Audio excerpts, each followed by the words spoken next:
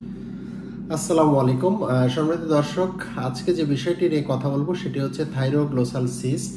Thyroglossal cyst হলে কিভাবে বুঝবো? থাইরোগ্লোসাল সিস্ট হচ্ছে এটি বাচ্চাদের একটি জন্মগত ত্রুটি।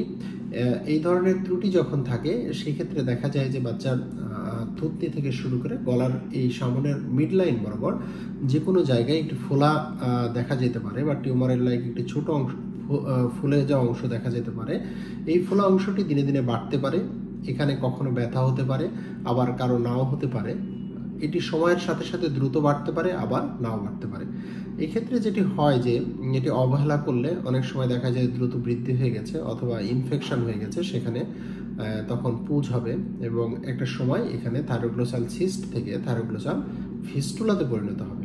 এই থাইরোগ্লোসাল সিস্ট হলে যেটি হয়, বাচ্চা যখন জিহ্বা বের করবে তখন দেখবেন যে এই ফোলা অংশটুকু জিহ্বা বের করার সাথে সাথে নড়াচড়া করছে। এইরকম যদি সমস্যা কখনো হয় তাহলে দ্রুত একজন বিশেষজ্ঞ ডাক্তারের সাথে দেখা করতে হবে। সেটা শিশু সার্জারি হতে পারে অথবা নাক কান গলা বিশেষজ্ঞ হতে পারে। তাদের সাথে দেখা করে দ্রুত এর যে চিকিৎসা বা পদ্ধতি সেটি নিতে হবে। কারণ হচ্ছে যে এইটা যত দিন যাবে তত বেশি এটি আরও বাচ্চার জন্য হুমকি স্বরূপ হয়ে দাঁড়াবে এবং আলটিমেটলি এটা কোনো হোমিও ওষুধ বা অন্য কোনো ওষুধে এটি যাবে না। এটি আপনাকে অপারেশনের মাধ্যমে সমাধান করতে হবে।